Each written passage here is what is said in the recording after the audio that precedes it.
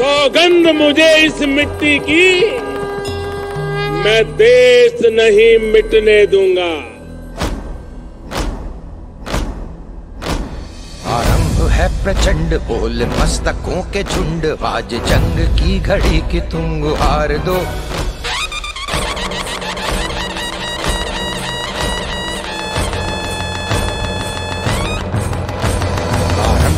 प्रचंड बोल मस्तकों के झुंड, आज जंग की घड़ी की तुम गुहार दो। आन भान शान या की जान का हो दान, आज एक धनुष के बाण पे उतार दो। आरंभ है प्रचंड बोल मस्तकों के झुंड, आज जंग की घड़ी की तुम गुहार दो। आन भान शान या की जान का हो दान, आज एक धनुष के बाण पे उतार दो। जीत की हवस नहीं, किसी पे कोई वश नहीं, क्या जिंदगी है ठोकरों पे मार दो। मौत अंत है नहीं तो मौत से भी क्यों डरे, ये जाके आसमान में दहाड़ दो।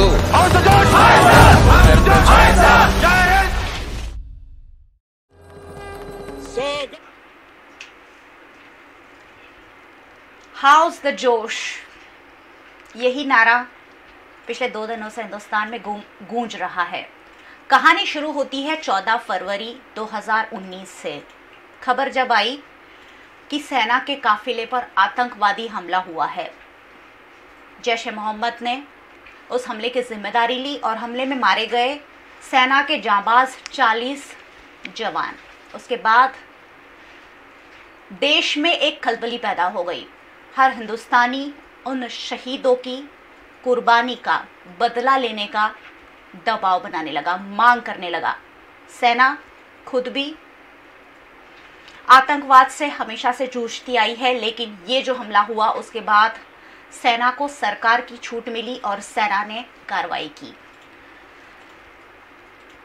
कल 26 फरवरी 2019 एक ऐसा ऐतिहासिक दिन जब भारतीय वायुसेना ने पाकिस्तान के घर में घुसकर जैश ए मोहम्मद के आतंकवादी ठिकानों को उड़ा दिया। हमारे युद्ध वाले मिराज लड़ाकू विमान जो हैं वो पाकिस्तान के घर में घुसकर करीबन 1000 किलो बम गिराकर आतंकवादियों को तहस नहस कर सही सलामत वापस लौट आए। देश भर ने जश्न मनाया, लेकिन कहीं ना कहीं दिल में सबके ये भी था कि पाकिस्तान चुप नहीं बैठेगा।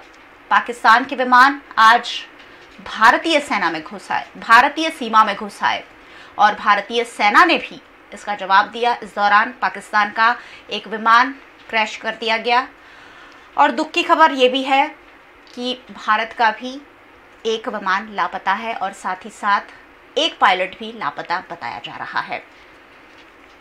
जो जश्न का माहौल कल देश में था वो कहीं ना कहीं आज एक फिर से भावनाओं में बहता हुआ, क्योंकि एक पायलट हमारा पाकिस्तान की कैद में है। बात करना इसी मुद्दे पर बनता है क्योंकि भारत पाकिस्तान के बीच जो माहौल चल रहा है, जो तनाव बढ़ रहा है, क्या रुख लेगा, देश भर की उसी पे नज़र है। और स्टूडियो में बात करने के लिए आज हमने आमंत्रित किया है वायुसेना के retired group captain Ashok Chitre ji को। Sir, welcome to the VNM। Ashok Chitre साहब का अगर मैं आपको परिचय दे दूं तो 1964 में इंडियन एयरफोर्स ज्वाइन किया उन्होंने। 1967 में फ्लाइंग ब्रांच से सेना को ज्वाइन किया।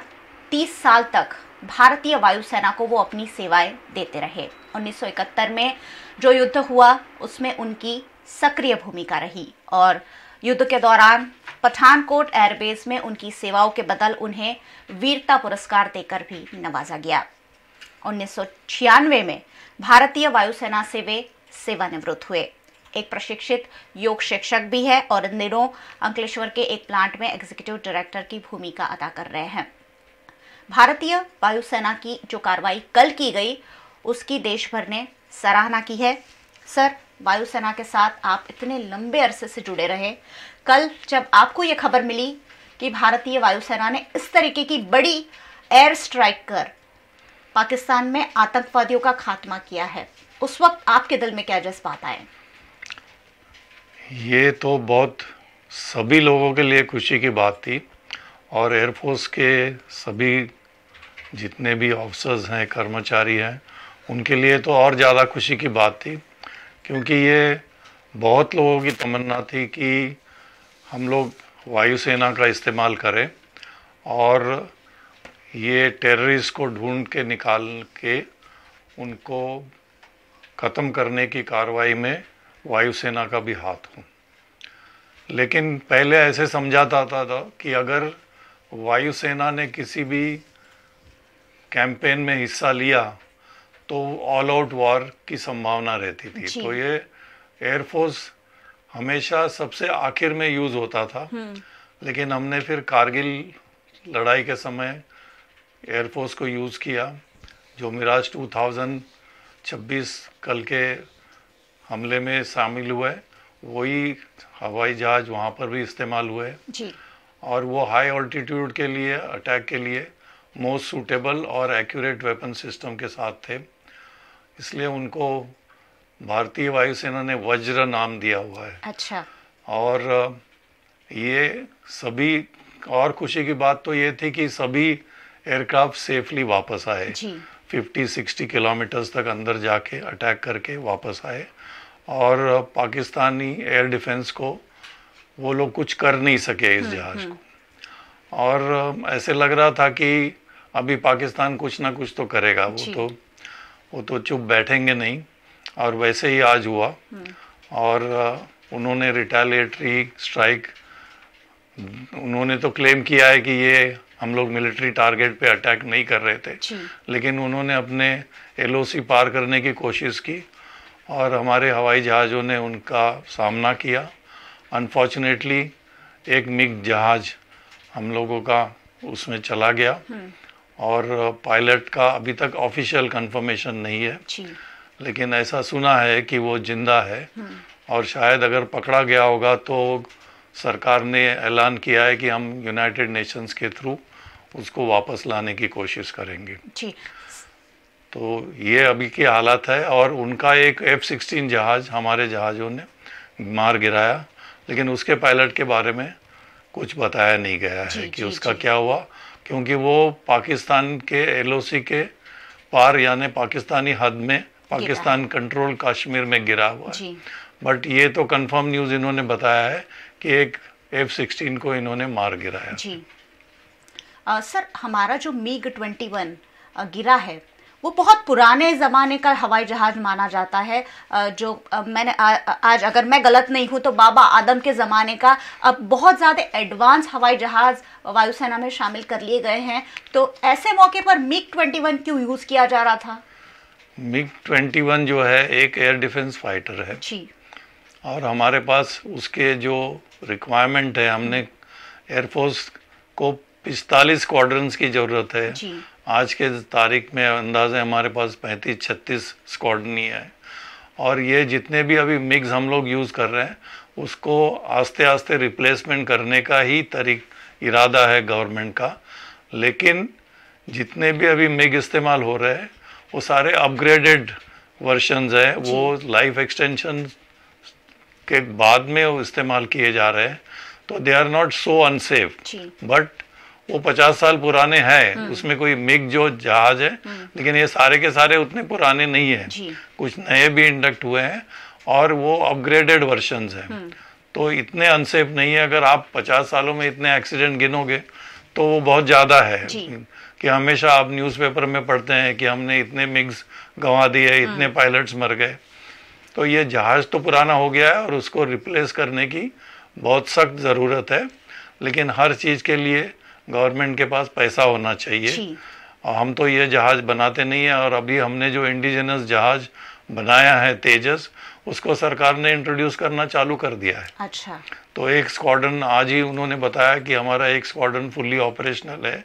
एक एयर मार्शल इंटरव्यू दे रहे थे कि एक तेजस स्क्वाड्रन हमने पूरा इक्विप किया है और वो ऑपरेशनल है। और आस्ते आस्ते जैसे जैसे ये हवाई जहाज मिलेंगे एयरफोर्स को तो वो उनको इस्तेमाल करते जाएंगे। सर, पाकिस्तान ने ये दावा किया है कि हमारा एक भारतीय पायलट उनके कब्जे में है।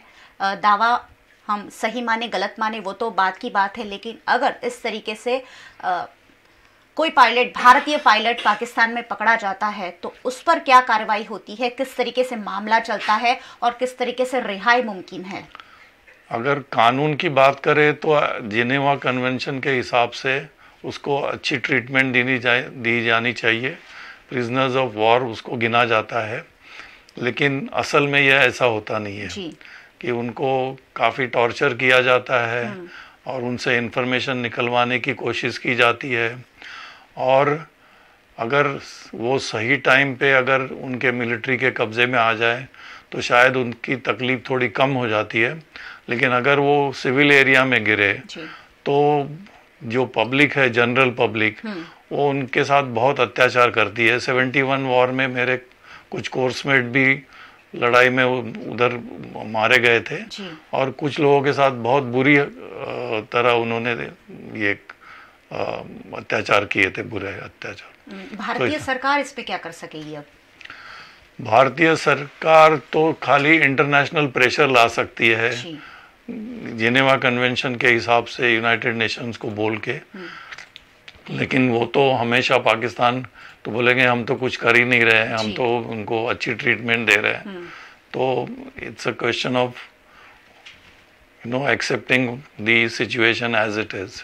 बहुत सारी अटकलें चल रही है कि जिनेवा कन्वेंशन की को इम्प्लीमेंट करके हम 7 दिनों में उन्हें वापस ला सकते हैं। Is it possible? Practically no, practically तो इट इज़ नॉट पॉसिबल, लेकिन हम लोगों ने जिनेवा कन्वेंशन फॉलो करके 71 के लड़ाई के बाद में 93,000 प्रिजनर्स को वापस किया था और उनको अच्छी तरह से ट्रीट किया था। और उनको बांग्लादेश की जो आर्मी थी उनको ट्राई करना चाहते थे, उनके ऊपर मामले चलाना चाहती थी, लेकिन गवर्नमेंट ने नहीं वो होने दिया था उनको। Otherwise most of them would have been particularly जो ऑफिसर्स कैटेगरी जिन्होंने बहुत वहाँ पर अत्याचार किए थे, उनको तो अच्छी पनिशमेंट, शायद कैपिटल पनिशमेंट भी मिल जाती थी, लेकिन वो बच के, गवर्नमेंट ऑफ इंडिया के वजह से वो बच के वापस पाकिस्तान चले गए। जो देश कल जश्न में डूबा हुआ था आज कहीं ना कहीं हताश है, थोड़ा सा उदास है, क्योंकि एक हमारा एक एक जवान देश के लिए बहुत ज़्यादा कीमती है, इम्पोर्टेंट है। ऐसे में पायलट का पाकिस्तान की सेना के साथ अगर पाकिस्तान में वो पकड़े गए हैं तो कहीं ना कहीं सेना के लिए, सरकार के लिए और पूरे देश के लिए एक दुख की खबर है। और यही चर्चा आज दिन भर देश में देखी गई कि किस तरीके से उन पायलट को बचाया जा सके। सरकार और सेना इस पर ज़रूर कार्रवाई करेगी। लेकिन हम आगे बढ़ते हैं। पाकिस्तान की ओर से अभी बयान लगातार आ रहे हैं कि भारत आए, टेबल पर बैठें, राउंड टेबल हम चर्चा करें और हम शांति और अमन की ओर आगे बढ़े। पाकिस्तान और शांति अमन, ये वर्ड ही शायद मैच नहीं करता है, आप क्या कहेंगे? पाकिस्तान मतलब ये इमरान खान का स्टेटमेंट था आज कि हम लोग बातचीत के लिए तैयार है, हम लोग लड़ाई नहीं चाहते हैं, हम लोग वॉर नहीं चाहते हैं। लेकिन पाकिस्तान सालों से कहते आ रहे हैं कि हमारे यहाँ कोई टेररिस्ट कैंप नहीं है, हम किसी टेररिस्ट को ट्रेन नहीं करते हैं। तो हम लोगों को पता है कि वो कितना सच बोलते हैं, कितना झूठ बोल सकते हैं। तो ये इमरान खान साहब का शायद रियल स्टेटमेंट भी हो सकता है, या उनके ऊपर फौजी लोगों ने प्रेशर ला के उनको बोला है कि आप ये स्टेटमेंट दे दो, बातचीत चालू करो, तब तक हम अपने प्रिपरेशन जारी रखते हैं। तो ये एक स्ट्रैटेजिक मूव भी हो सकती है, या तो वो लोग जेन्युइनली भी चाहते होंगे कि बातचीत हो और लड़ाई ना हो। पाकिस्तान क्या इस पोजीशन में है कि वो लड़ाई कर सके हिंदुस्तान के साथ, क्योंकि इंटरनेशनल प्रेशर भी इतना ही पाकिस्तान के ऊपर बना हुआ है और पूरे विश्व की नज़र है भारत और पाकिस्तान के बीच जो माहौल चल रहा है? पूरी दुनिया जानती है, पाकिस्तान भी जानता है कि अगर हिंदुस्तान और पाकिस्तान के बीच कन्वेंशनल लड़ाई हो तो पाकिस्तान का कोई चांस नहीं है जीतने का। ये पाकिस्तान भी जानता है। और अगर वो लोग हमेशा हम लोगों को थ्रेटन करते हैं कि हम लोग न्यूक्लियर वेपन्स कोई खिलौने तो है नहीं, हमने कबर्ड में रखने के लिए नहीं लिए हैं, तो ये तो मरता क्या नहीं करता, अगर वो इस्तेमाल करते हैं तो there is a disaster for the whole world. Because हर एक एज पर द एस्टिमेट 50-60 उनके पास होंगे वेपन्स, 50-60 हमारे पास होंगे। They are of the size of the Hiroshima Nagasaki bombs. तो पूरा दुनिया को इसका असर होगा। और अगर आप एक्सपर्ट से बात करें तो ये न्यूक्लियर वॉर अगर होता है और फुल स्केल अगर वेपन्स दोनों यूज़ करते हैं, न्यूक्लियर वेपन्स, तो the whole earth will be threatened. And they say that whatever that movie had come day after, उस तरह से न्यूक्लियर विंटर यहाँ पर आ जाएगा।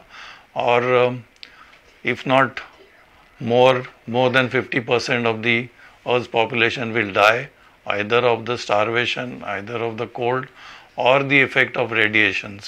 So this will be a disaster for the whole planet, and that is why all the countries have been trying to educate Pakistan कि don't talk about nuclear war. जी.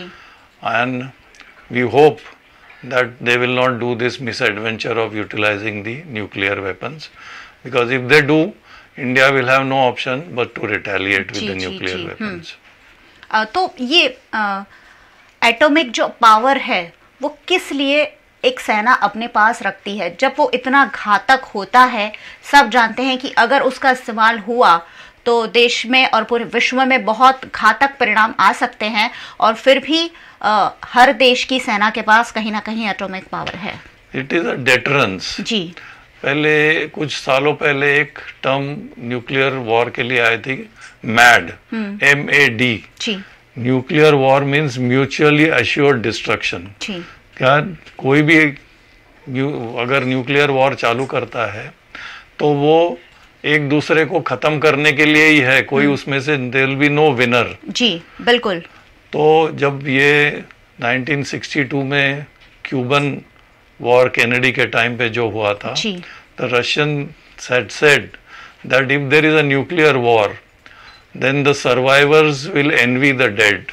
मतलब जो जिंदा बचेंगे वो सोचेंगे कि हम मर क्यों नहीं गए, उतनी घातक उसके जो रिएक्शन है, उसके जो परिणाम है, दुष्प्रभाव है। It's a deterrence. अगर आपके पास नहीं है और दूसरे कंट्री के पास है तो वो आपको प्रेशराइज करेंगे जी।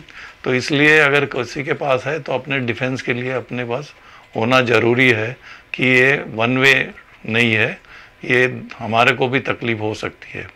अगर किसी के पास नहीं है तो फिर वो कंट्री दबे रहेगी हमेशा। तो होना ज़रूरी है।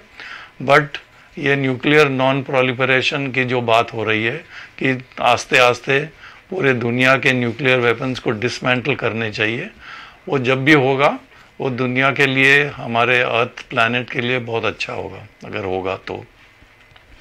यानी भले ही परमाणु शक्ति देशों के पास है लेकिन उसका इस्तेमाल आसान नहीं है, और अगर इस्तेमाल होता है तो उसके जो परिणाम है वो कहीं ना कहीं बहुत ज़्यादा भयावह सामने आ सकते हैं, और ऐसे में कोई भी नहीं चाहेगा कि इस तरीके का कोई भी एक्शन किसी की ओर से भी लिया जाए। सर, एक चीज़ और जहन में आ रही है कि पाकिस्तान की ओर से कुछ कुछ वीडियो या कुछ कुछ तस्वीरें पोस्ट की गई है, जबकि भारतीय सेना, भारतीय वायुसेना, भारतीय सरकार ने कोई भी तस्वीर, कोई भी वीडियो, क्योंकि मुझे नहीं लगता है कि सर्जिकल स्ट्राइक के पर जो सवाल उठे थे उसके बाद ये जो चीज़ हुई है उसको कहीं ना कहीं वीडियोग्राफी या फोटोग्राफी नहीं की गई होगी। ऐसे में क्यों कुछ भी सामने सेना की ओर से क्यों नहीं आ रहा? क्या सेना को नहीं लग रहा है कि हमें देश को कोई जवाब देने की जरूरत नहीं है? पहली बात तो यह है कि ये जो अटैक हुआ था रात को, इसकी डेफिनेटली फोटोग्राफी तो हुई होगी जी। और लेकिन for whatever reason best known to them, they do not want to release them at this stage. अगर वो एक बार पूरा उसको कंफर्म कर लें कि ये डेफिनेटली जो डिस्ट्रक्शन दिख रहा है कैमराज में वो वाकई में ग्राउंड पे हुआ है, और जो कंफर्मेशन आ जाए हमारे इंटेलिजेंस सोर्स से या पाकिस्तान खुद ही कंफर्म करे कि ये हुआ है, तो उसके बाद में ये आ सकता है। लेकिन अभी से अगर आप बताना चालू करें तो it will be futile, because it will be countered. वो लोग तो बोलेंगे कि कुछ भी नहीं हुआ है, ये झूठ मूठ के ये कहीं की फोटोग्राफी है। जैसे आज जो एक Mi-17 हेलीकॉप्टर क्रैश हुआ जिसमें वायुसेना के 6 या 6 से ज्यादा अफसर मारे गए, जी। तो उसका ही फोटोग्राफ वो किसी पाकिस्तानी मीडिया वाले दिखा रहे थे कि ये देखो हमने हिंदुस्तान का हवाई जहाज गिरा दिया, उसके फोटोग्राफ। तो ये ऐसे वो तस्वीर पहले की है। हाँ, वो आप ये कह रहे हैं वो आज की है, लेकिन वो हमारे यहाँ पर एक्सीडेंट हुआ है, उसकी है जी। और पाकिस्तान दावा कर रहा है कि वो विमान हमने मार गिराया है जी। और हमारे 2 विमान कहीं ना कहीं लापता है कि एक विमान लापता है? एज पर दी गवर्नमेंट सोर्सेज एक विमान लापता है। एक विमान लापता है। और एक मिग विमान में एक ही पायलट होता है कि 2 पायलट होते हैं? ट्रेनर में हमेशा 2 पायलट होते हैं, अदरवाइज नॉर्मल कॉम्बैट एयरक्राफ्ट में 1 पायलट होता है जी। तो आपको एक ही पायलट होगा, आप ऐसा मानते हैं? इसमें एक ही होगा। युद्ध की कितनी संभावनाएं आपको लगता है कि पाकिस्तान रिएक्ट करेगा या बड़े पैमाने पर रिएक्ट करेगा? छुटपुट घटनाएं शायद घट सकती है, लेकिन क्या पाकिस्तान अपनी जो फोर्स है उसे पूरी तरीके से भारत के खिलाफ इस्तेमाल कर सकता है? ऑल आउट वॉर की संभावना कम है जी, लेकिन ये आज जो हुआ है ये थोड़े दिन तक और तो ऐसे ही चलता रहेगा। थोड़ा कुछ ज्यादा हो सकता है, थोड़ा कम भी हो सकता है। इंटरनेशनल प्रेशर काम करेगा और ऑल आउट वार की संभावना कम है जी, बिकॉज आज की तारीख में Pakistan doesn't have the financial resources to fight a full scale war. They are not prepared for a full scale war and that is why वो लोग हमेशा ये टेररिज्म का रास्ता इस्तेमाल करते हैं भारत को वीक करने के लिए। तो chances of all out war are less, but you never know जी, यू नेवर नो। 1971 में जो युद्ध हुआ था, आप बहुत सक्रिय तरीके से उसका हिस्सा थे। किस तरीके का माइंडसेट उस टाइम सेना का होता है? किस तरीके से एक्शंस जो होते हैं वो तैयार किए जाते हैं? किसकी परमिशन लेनी पड़ती है? देश जो है शायद मुझे लगता है इस वक्त पूरे देश की ये नज़र है कि किस तरीके से सेना कार्रवाई करती है। कल भी जो एयर स्ट्राइक हुई उस पर तरह तरह की स्टोरीज आई कि नरेंद्र मोदी रात भर देखते रहे, 10 दिन पहले प्लान बना। तो इस तरीके से क्या क्या होती हैं पूरी घटनाएं जब एक स्ट्राइक अंजाम दी जाती है? ये जो पहली बात तो अगर ऐसा कुछ करना है, स्ट्राइक करना है इनसाइड दी एनिमी टेरिटरी, तो ये पॉलिटिकल डिसीजन होता है पहले। और कुछ दिन पहले जब ये हुआ था हादसा 14 तारीख का तब मोदी जी ने और गवर्नमेंट ने डिक्लेयर किया था कि हमने जवाबी कार्रवाई करने के लिए सेना को फ्री हैंड दे दिया है।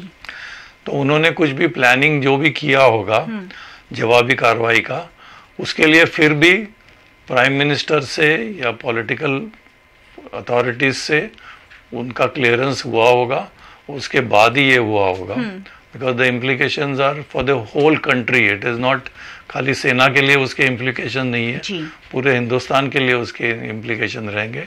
तो इसलिए ये पॉलिटिकल, हमारे पर्टिकुलरली कंट्री के लिए पॉलिटिकल साइड से क्लियरेंस बहुत ज़रूरी है। उसके बाद ही आर्मी, नेवी, एयरफोर्स साथ बैठ के डिसीजन लेते हैं कि how to go about and implement the decision given to them. तो planning everything is done by the arm forces, but the main decision comes from the top.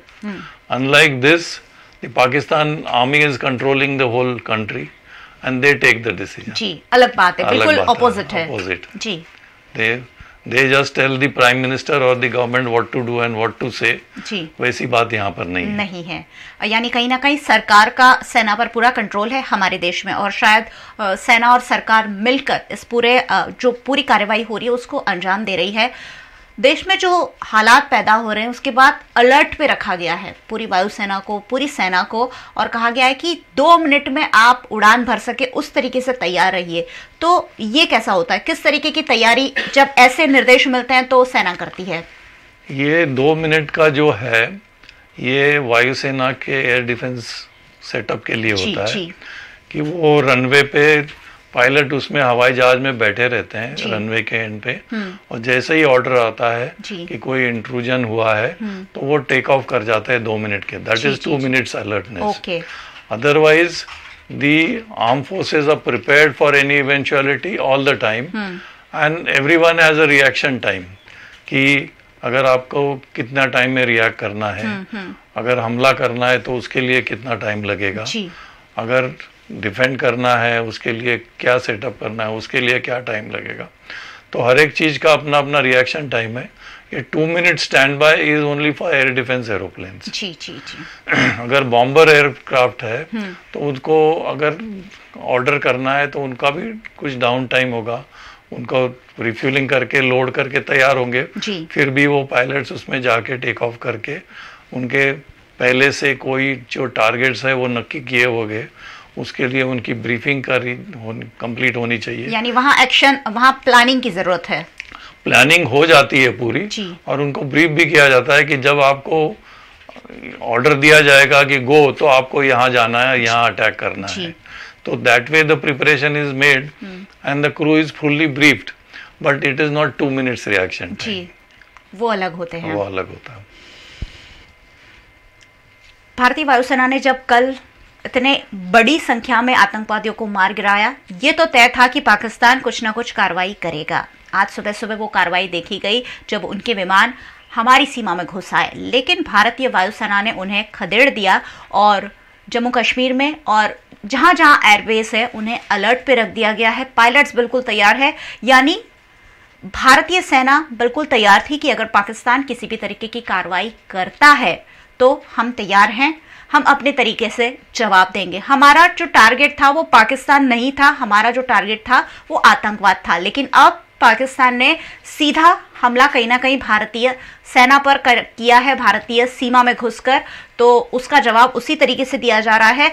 एक खबर आज सर ये भी आई थी कि पाकिस्तान ने अपनी एयर डिफेंस सिस्टम एक्टिव कर दी है। तो इससे पहले, क्योंकि 14 फरवरी के बाद ये तो लाजमी था कि भारत कुछ ना कुछ करेगा, तो इससे पहले क्या एक्टिव नहीं होगी या क्या होगा? क्या इस पर बंद करके सो गए थे जो हमने इतना आसानी से अंजाम दे दिया? स्टेशंस और मिसाइल स्टेशंस तो हमेशा एक्टिव रहते हैं, लेकिन radars are for detection of any threat. उसके लिए अगर रिएक्ट करना है तो मिसाइल्स को रेडी रखना पड़ता है। तो अगर उन्होंने कह दिया है कि हम लोग एयर डिफेंस इज रेडी, तो फिर वो लॉन्चर्स के ऊपर मिसाइल लोड करके रखेंगे, वो तैयार रखेंगे। उनका फ्यूज जब पीस टाइम में फ्यूज निकाल के रखते हैं, वो उसका कनेक्शन कर दिया जाता है। So in other words the missiles are ready to be launched.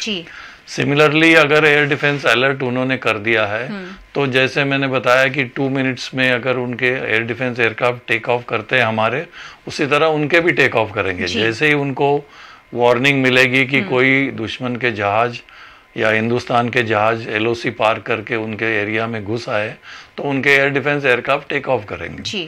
लेकिन और एक तरीका है जो गार्ड करने का होता है ड्यूरिंग द वॉर, जब एक्चुअल लड़ाई छिड़ जाती है, तो कंटिन्यूअसली हमारे एयर डिफेंस एयरक्राफ्ट प्रोटेक्ट करने के लिए हवाई जहाज ऊपर उड़ते रहते हैं, ताकि उनको वो 2 मिनट भी नहीं लगे और तुरंत उनको जिस डायरेक्शन से थ्रेट आ रही है उस डायरेक्शन में भेजा जा सकता है।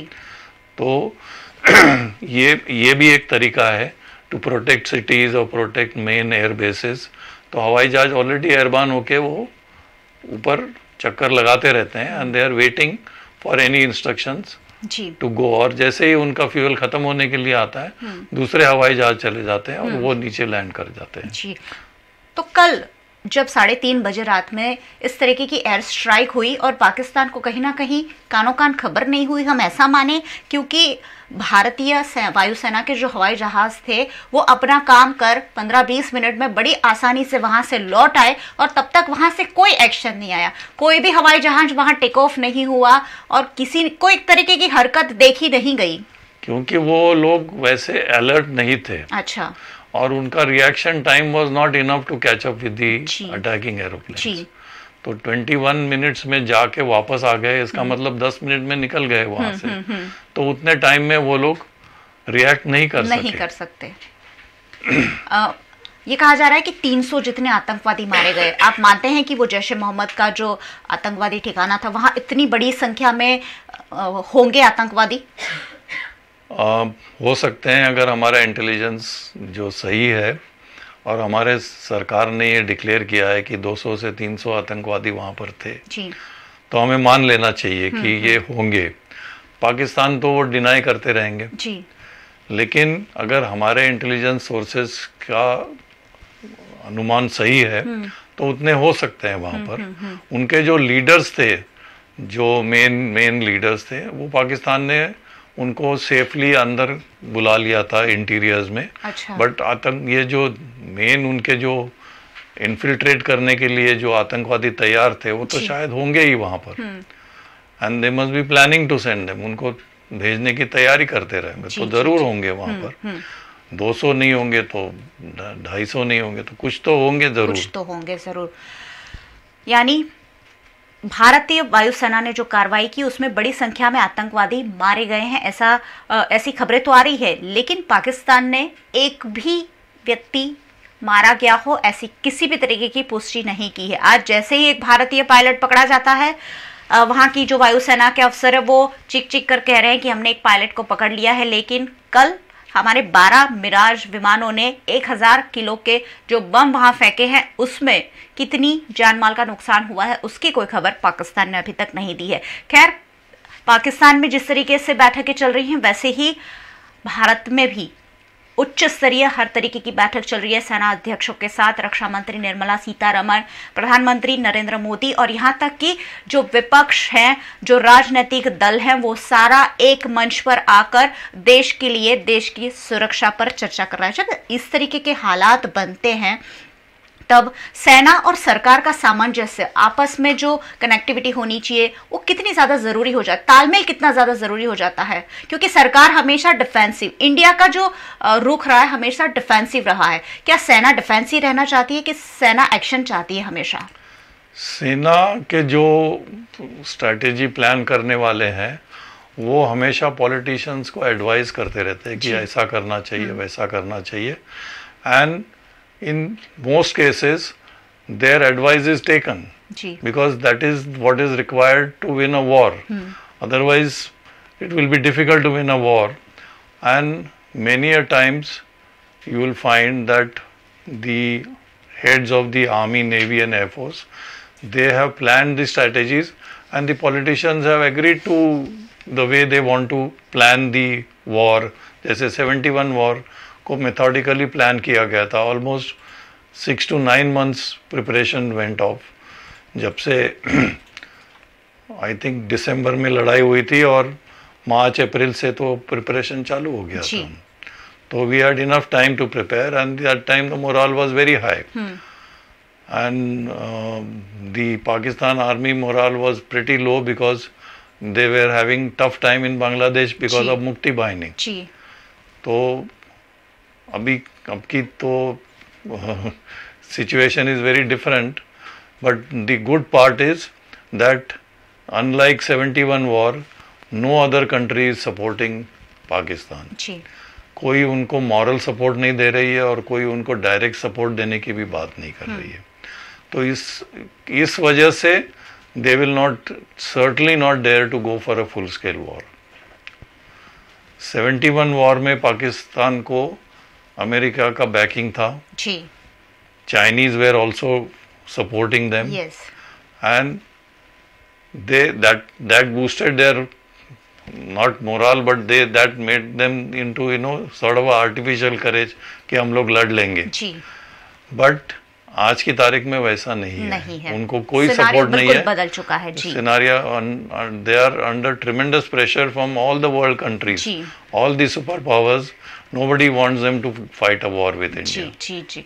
पाकिस्तान की जो विदेशी ताकतें थी वो अमेरिका, चीन और सऊदी अरेबिया, कहीं ना कहीं किसी ने भी पाकिस्तान के साथ खड़े होने की हिम्मत इस आतंकवादी हमले के बाद नहीं दिखाई है, क्योंकि ये जो हमला था वो सेना के जवानों पर हमला था और भारत देश जो है वो कहीं ना कहीं अब विश्व स्तर पर अपनी ऊंची पहुंच बना चुका है, जहां दूसरे देश पाकिस्तान का साथ देने के बजाय शायद भारत का साथ देना ज्यादा पसंद करे।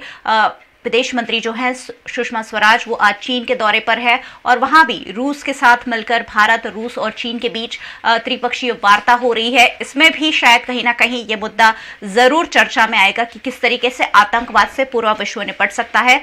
जिस तरीके से पाकिस्तान का मोरल विदेशी सपोर्ट के साथ तोड़ा गया, कहीं ना कहीं उनके साथ बिजनेस तोड़ दिया गया और उनके साथ मोस्ट फेवर्ड नेशन का जो दर्जा था वो वापस ले लिया गया। आपको लगता है पाकिस्तान का जो कहीं ना कहीं मोरल था वो अब टूट चुका है? हाँ, they are definitely demoralized because the whole, not only the army, लेकिन पाकिस्तान की population also knows that it's a bankrupt country. Ji. And the government is not able to handle the situation properly. And they also know that if there is a war, it will be a further disaster for them. And I don't think there are few fanatics who will keep on saying that we have to fight a war, we have to fight a war.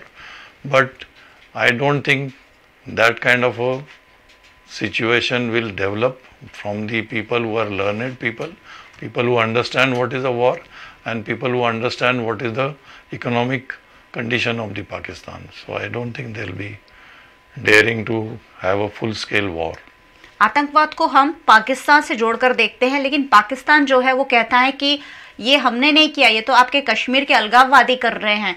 तो आपको लगता है कि कहीं ना कहीं कश्मीर में जो 370 धारा लगी हुई है या 35 आर्टिकल है, उसकी वजह से कश्मीर का विकास नहीं हो पा रहा है, कश्मीर में दूसरी जो सारी फैसिलिटीज़ जानी चाहिए वो नहीं जा पा रही है, और इसी वजह से वहाँ का जो यूथ है, वहाँ के जो लोग हैं, वो कहीं ना कहीं सेना को साथ भी नहीं देते हैं और आतंकवादियों का साथ दे रहे हैं?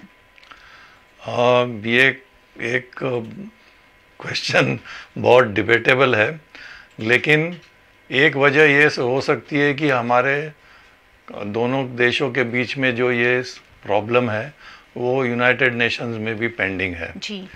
और शायद इसी वजह से गवर्नमेंट ऑफ इंडिया हिचकिचा रही है आर्टिकल 370 को वापस लेने में, या 35। There is a very small population of Kashmir which is against this article 370 because they are getting all the privileges and in return India is not getting anything. You can't go and buy land there, but they can come here and buy land there. Discrimination. Supreme Court of India can't give orders to them. They can refuse to. Things are like this, so it is always a debatable question. But in my personal opinion, if at all the government is thinking of withdrawing Article 370, this is the right time. This is the right time.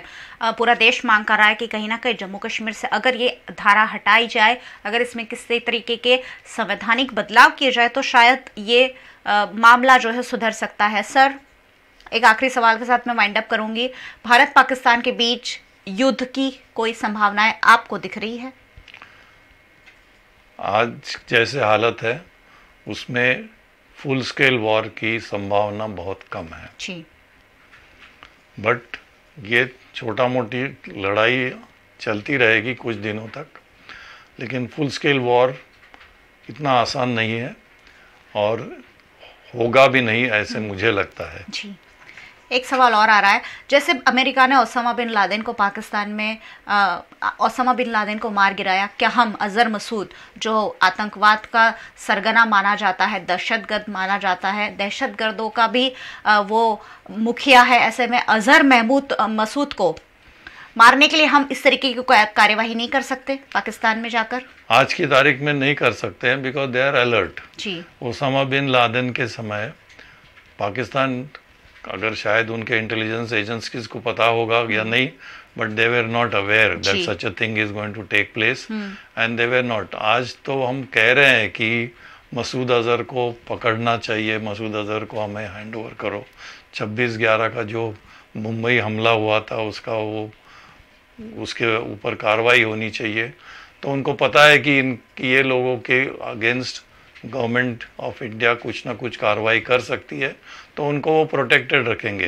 It's not easy today. जैसे Osama bin Laden Abbottabad में आराम से रह रहा था, वैसे ये लोग नहीं रह रहे जी। तो it's not so easy, may be after a number of years, but not today. चलिए, हमारे साथ जुड़ने के लिए बहुत बहुत धन्यवाद। Thank you very much sir. Thank you for calling me on VNM। Thank you, धन्यवाद। देश की नज़र है पूरे घटनाक्रम पर। भारतीय वायुसेना, भारतीय पूरी सेना क्या करती है अगर पाकिस्तान कोई कार्रवाई करता है? 1-2 दिन, 4 दिन, 8 दिन, पूरा सप्ताह शायद भारत और पाकिस्तान की जो सेना है चैन से नहीं सोने वाली है, क्योंकि कार्रवाई किस तरीके से क्या होगी उस पर सेना अलर्ट है। भारतीय जो सेना है उससे अलर्ट रहने को कह दिया गया है। दूसरी ओर पाकिस्तान की सेना है वो भी अलर्ट पर है। ऐसे में भारत पाकिस्तान के बीच का युद्ध तनाव क्या रुख लेगा उस पर सवालिया निशान है, लेकिन देश की नज़र उस पर है और देश की भावनाएं भारतीय सेना के साथ है। वीएनएम के साथ जुड़ने के लिए सभी दर्शकों का धन्यवाद। देखते रहिए वीएनएम। नमस्कार।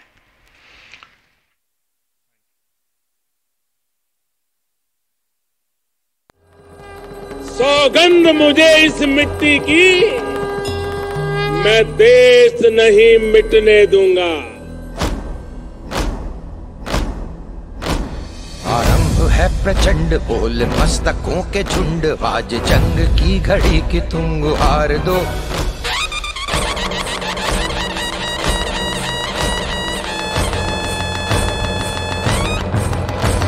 आरंभ है प्रचंड बोल मस्तकों के झुंड, आज जंग की घड़ी की तुम गुहार दो।